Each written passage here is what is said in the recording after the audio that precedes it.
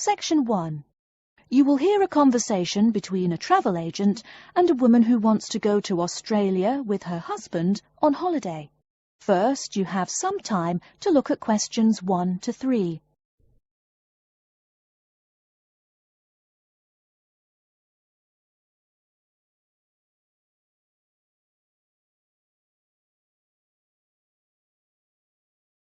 You will see that there is an example which has been done for you. On this occasion only, the conversation relating to this will be played first. Good morning. I've been looking at your holidays to Australia in your brochure. I'm thinking of going during the second half of next month. Good morning. As you can see from our brochure, we offer a wide variety of packages to various destinations in Australia. Is there anything in particular that interests you? The woman says that she has been looking at the holidays to Australia in the brochure. So, brochure has been written in the space. Now we shall begin. You should answer the questions as you listen, because you will not hear the recording a second time. Listen carefully and answer questions 1 to 3. Good morning. I've been looking at your holidays to Australia in your brochure. I'm thinking of going during the second half of next month. Good morning. As you can see from our brochure, we offer a wide variety of packages to various destinations in Australia.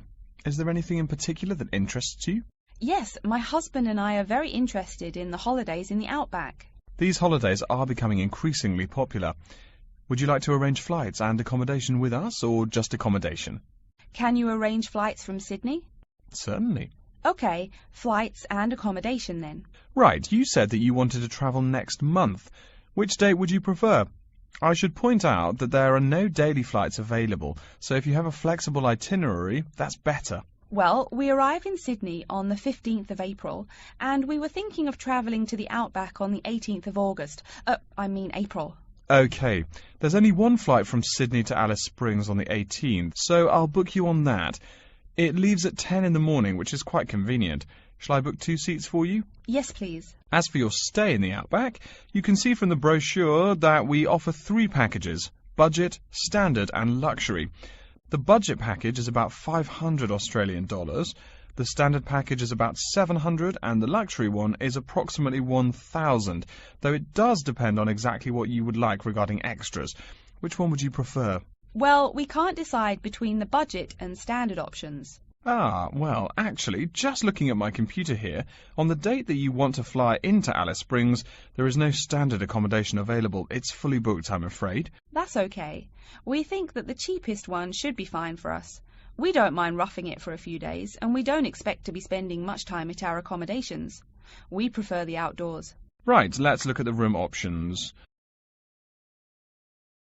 Before you hear the rest of the conversation, you have some time to look at questions 4 to 10.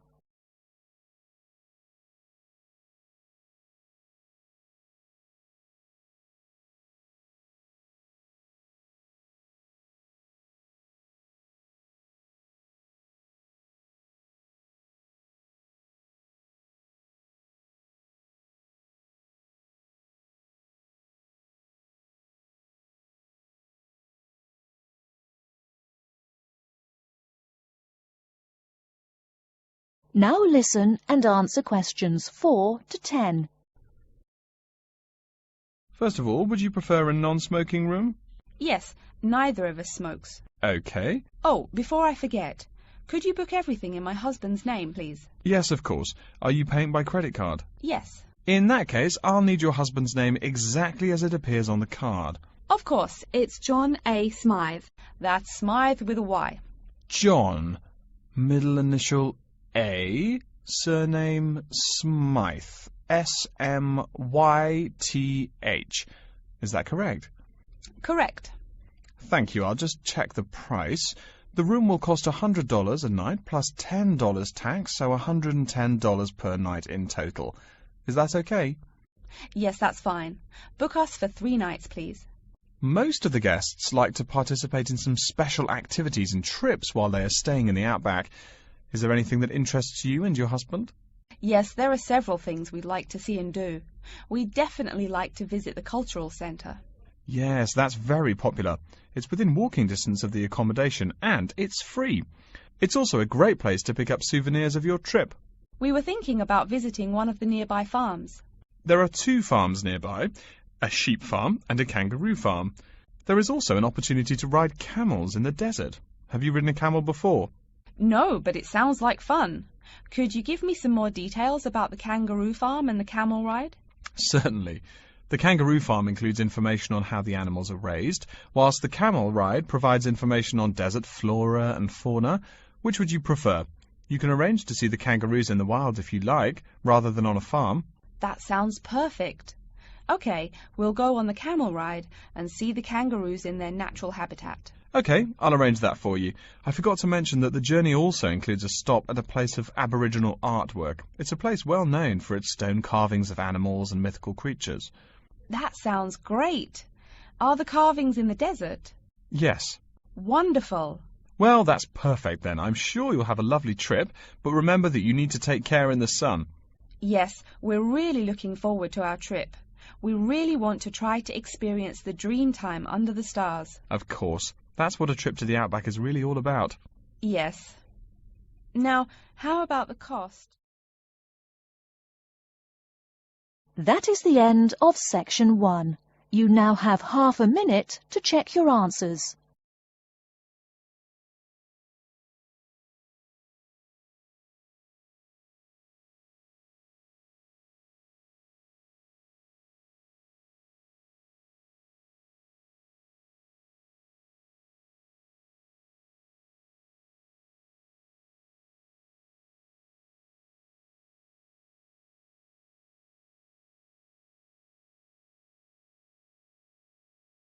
Now turn to section 2.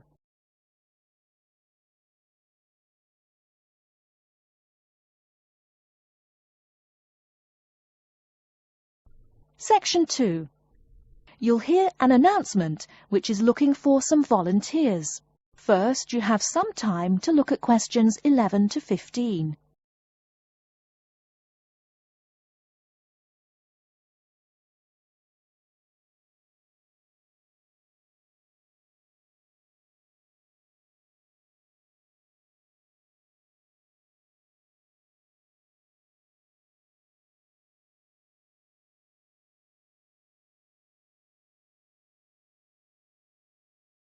Now, listen carefully and answer questions 11 to 15. Continuing our broadcast of public service announcements, Worldwide Helpers announces upcoming vacancies for a number of volunteer worker positions. All applicants must meet the following requirements. First of all, applicants must be over 18 years of age. The company apologises, but there can be no exceptions to this rule. Second, persons interested in these positions may not have police records. Minor traffic offences like a parking ticket are, of course, no problem. But, and I quote, past and present drug users and sex offenders need not apply. The employer will, of course, check with the police to verify your clean record. In addition, applicants must supply references from past or present employers or teachers along with their recent CV. These references must testify as to the applicant's work habits and/or character. Remember, these are references from employers or teachers. A note from your dear old mum won't do. Worldwide Helpers assures me that they will contact these references to confirm they are genuine.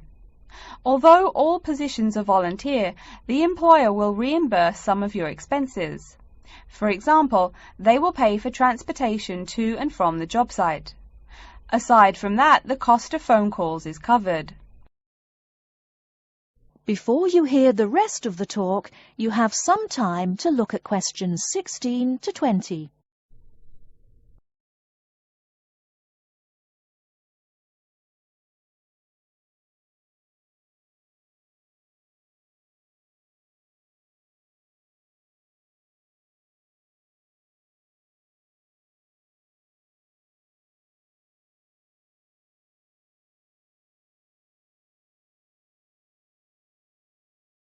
Now listen and answer questions 16 to 20. As for the positions themselves, there are 3 types. The first involves assisting persons confined to wheelchairs. For this position, volunteers must be physically fit and in excellent health. They must be able to lift at least 150 pounds. They should also have a current first aid certificate from the Red Cross. But the most important requirement is that the volunteer must have his own car. On Tuesday afternoons, the volunteers take their clients to various scenic spots around the city to experience and enjoy nature. If you don't drive, but you'd still like to get involved, the centre has a number of openings for people to read to the blind. Readers must, of course, read English clearly. Persons with no foreign accent are preferred. For these positions, you must be available on Monday mornings. Oh, wait, I see a note here. There is one opening for someone who can read Urdu. Apparently, there is a Pakistani blind person who'd like to hear his or her native language, but the other positions are all in English. And finally, there are a limited number of volunteers needed to care for disabled children. I'm sorry, but the information I've been given does not say how many children or what disabilities they have. In any case, you are needed to care for the children for 1 week in August. Apparently, this will be at the close of the summer holiday. I would guess this involves helping them with the routine chores of daily life. Again, volunteers for this position must know basic first aid, be in good health, and be able to lift up to 75 pounds. All applications for this position have to be submitted no later than Monday, August 8th. Applications may be made either by regular postal service, the snail mail, or by email. The mailing address is Worldwide Helpers, Post Office Box 651, East Surrey, BY8 99C. Please write "Attention Mary Smith" on the envelope. Or you can send email to acrawfor@worldwidehelpers.org. That's acrawfor@worldwidehelpers.org. So get out there and do something good. Okay. Our next announcement is looking for someone to facilitate tiger breeding at the London Zoo. And get this, it's a strictly volunteer position. That means you don't get paid. Oh my God. I'm sorry, ladies and gentlemen, but I just have to laugh. That is the end of section 2. You now have half a minute to check your answers.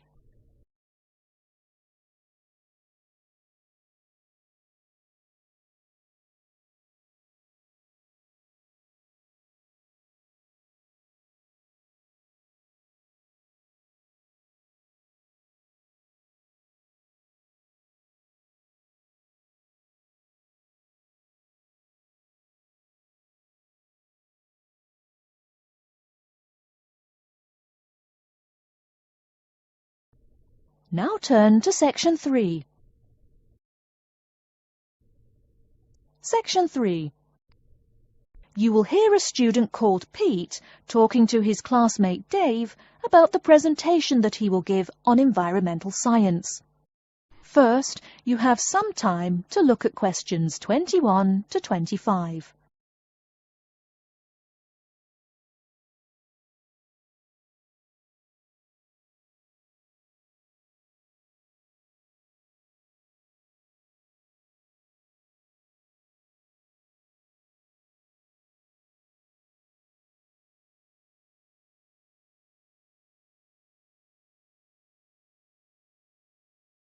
Now listen carefully and answer questions 21 to 25. Are you just leaving the library now? I saw you get there at 8 a.m. Yeah, I've been there all day. What for? They hire a cute new librarian or something? I wish. No, it's the presentation that I will give in environmental science the day after tomorrow. What's it about? I heard you were really excited about the class. And Dr. Schnee also calls you for the arcane questions, as he calls them. It's about environmental damage in the Yucatan. Excuse me, what? Or is that where? The Yucatan. It's a state in southeast Mexico. So what's happening there? Agriculture is having a really adverse impact on the environment. There are too many farmers doing too much farming. It's really destroying the forests and ruining the soil. Deforestation is a major problem there now. How did you learn about this?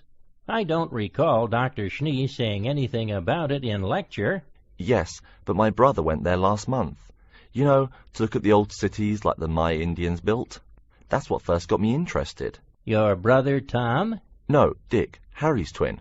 Anyway, he told me how few trees there were now, and how much empty ground that grows almost nothing. He said the place looked more like the desert than jungle in some parts. It brought environmental damage, so I started looking for materials in the library. Here, look at this magazine. What's in it? It's an old issue of National Geographic. It includes interviews with tourists who have been there in the past few years. It's pretty bad. See the photos? I see the photos, but one or two photos don't prove anything. Then read what the article says. Right there, the first thing it points out is how soil samples show it's hard for anything to grow there. It says how an area of 21,000 square kilometers has lost most of its forest in the past 10 years. See, there are graphs. As the number of farmers increases, the acres of forest have decreased. It's an inverse relation. Before you hear the rest of the talk, you have some time to look at questions 26 to 30.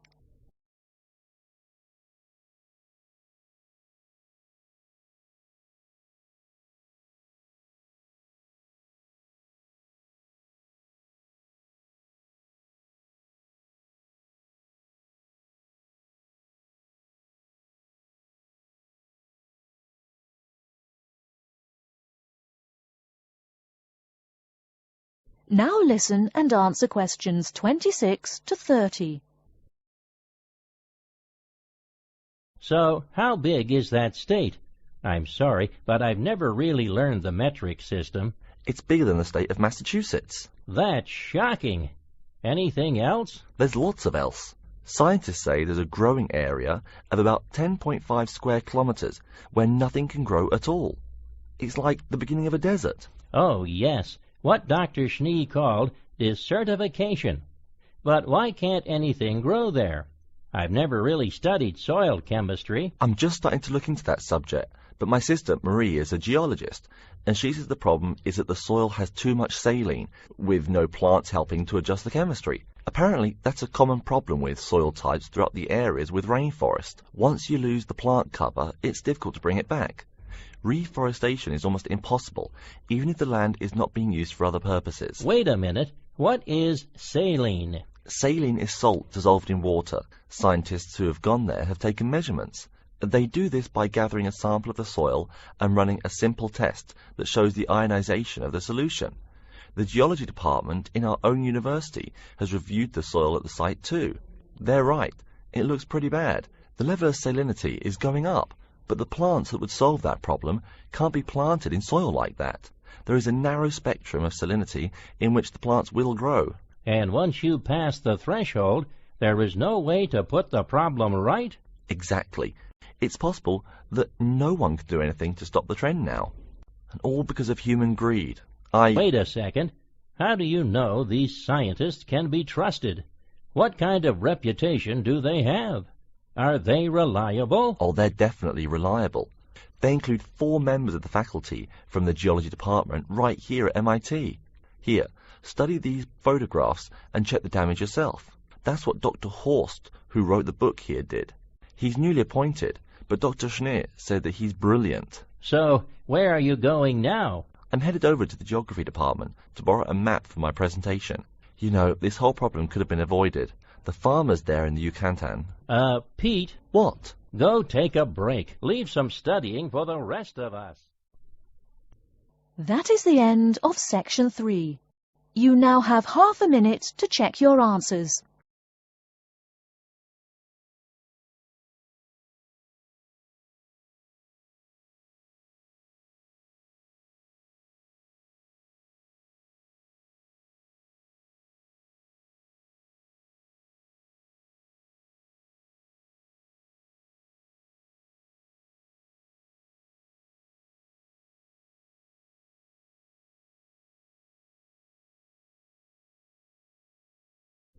Now turn to Section 4. Section 4. You will hear a lecture's introduction to Insect Biology 101. First, you have some time to look at questions 31 to 40.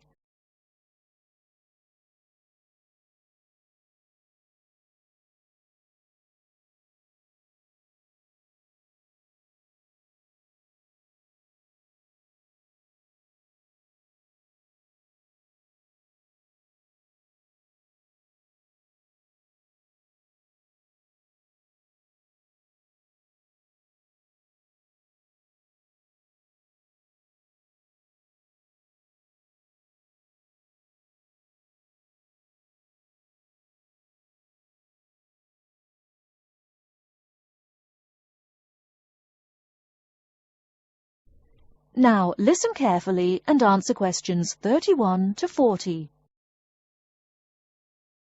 Good afternoon and welcome to Insect Biology 101. I'd like to begin this course with a few remarks about good insects and bad ones. Bugs are all around us, and that's both a benefit and an annoyance, sometimes maybe even serious harm. First, let's talk about the good things that insects do for us. Probably the most important insect for humans, and maybe for all other life, is the bee. Bees help plants in the process of pollination, and thus are necessary to most flowers and fruit-producing trees. That is, they carry pollen from male flowers to female. If it weren't for bees, we'd have very few food plants and no fruit either. In fact, there would be no we. No less a thinker than Albert Einstein pointed out that, without bees, humanity would be dead within a year or less. We'd starve. It's that simple. That should maybe make us just a little humble. A little less dramatic is the fact that bees also make the honey we eat. Moreover, they produce beeswax, which is useful in candles and is also used as a first-rate furniture polish. Sure, these may not be vital to our lives, but they can serve as reminders of how important bees are. That's a point I keep coming back to in this course. Though, in all fairness, I should point out that butterflies aid in pollination as well as bees. Now, here in Michigan, what's the worst part of summer? Yep, that's right, mosquitoes. But I'm talking about helpful insects, right? So let's look at the dragonfly first. If there were no dragonflies, there would be even more mosquitoes. Dragonflies mainly eat mosquitoes and also a few other insects. Yes, that's right. They don't just fly around, and they also help to eliminate harmful insects. So the next time you see a dragonfly, don't you dare kill it. Now, let's talk a little about those harmful insects. Take the mosquitoes I just mentioned as an example. Not so many years ago, mosquitoes here in America weren't just annoying, some were even deadly. They carried malaria and yellow fever. My own ancestor, the Confederate General John Bell Hood, lived through the worst battles of Civil War, only to die at age 38 from yellow fever. A pest, not a bullet. Well, besides the mosquitoes, in summer there is also a kind of insect that never seems tired. Right, that is the fly. Before I go on talking, I must mention an African fly called the tsetse fly, which feeds on blood and can cause serious diseases in the people and animals that it bites. Besides, it is still a bearer of sleeping sickness, which affects around 300,000 people every year in Africa, and can be treated only with toxic drugs that are hard to administer. Worse still, the drugs sometimes don't work. Other insects, of course, destroy food crops. In China, for instance, locusts continue to be a danger to the harvest in some areas. Less important, but still annoying, moths eat people's clothes and dust mites slowly destroy carpets. Worse, but still in the home, termites or white ants eat wood, the wood of your house. If they are not stopped, they can eventually destroy the whole building. Usually they seriously damage a building before anyone even notices them. So, as we all know, insects can be a real trouble. So, what to do? You can go ahead and start killing harmful insects. In the early decades after the Communist Revolution in China, Chairman Mao encouraged the people to swat every fly they could see. Slogans on the walls of buildings called them little capitalists. But flies reproduce too quickly for this to be a long-term solution. For some decades in the West, to kill insects with chemicals seemed a good remedy. Unfortunately, chemicals can only be used in a limited area for a limited time. It's a small-scale solution. The insects come back. Worse still, some of the poisons used, like DDT, were found harmful to the environment. Many kinds of wildlife, like hawks, were harmed. And people in chemical-using rural areas have one of the highest rates of liver cancer in the world. It's no secret that chemicals remain harmful to humans. Like all species, insects adapt to their changing environments at an amazing rate. When a new chemical is introduced to their habitat, the insects that survive are generally the ones with some way of resisting the harmful effects. They then breed with the other survivors, and just like that, insects become resistant to most poison in a few generations. An insect generation, remember, is a couple of months at most. So again, we have to ask, what to do? Well, there are biological solutions. Some of these are pretty simple. One is destroying the insect's habitat. You take away their home or food. Cleaning your kitchen is the best way to prevent roaches. No garbage, no food. Getting rid of marshes and swamps eliminates mosquitoes. Other solutions might include bringing in dragonflies or bats in areas where mosquitoes are many. This is a cheaper alternative to chemicals. Biological methods like this also bring no extra pollution to the environment. But you have to be careful. If you change the environment too much, you might be hurting other forms of life accidentally. One recent method of controlling insect populations involves interrupting their breeding cycle. What does that mean? It means birth control for bugs. Insects are provided with food that makes them unable to reproduce. Since they can't have babies, the population disappears, or nearly so. And since no young are born, resistance is not a problem, with no young insects developing increased resistance. Interrupt the life cycle, eliminate the bug. It's clear that we must have an understanding of the life cycle of the insect. At least, that's the plan. We'll go into more detail as the course goes along.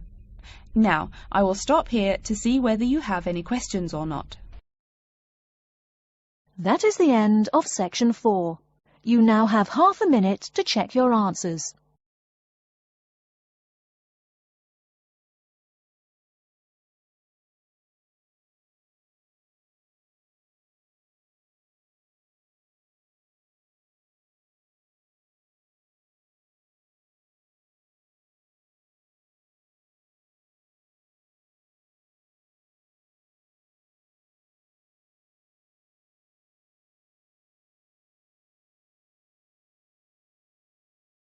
That is the end of the listening test.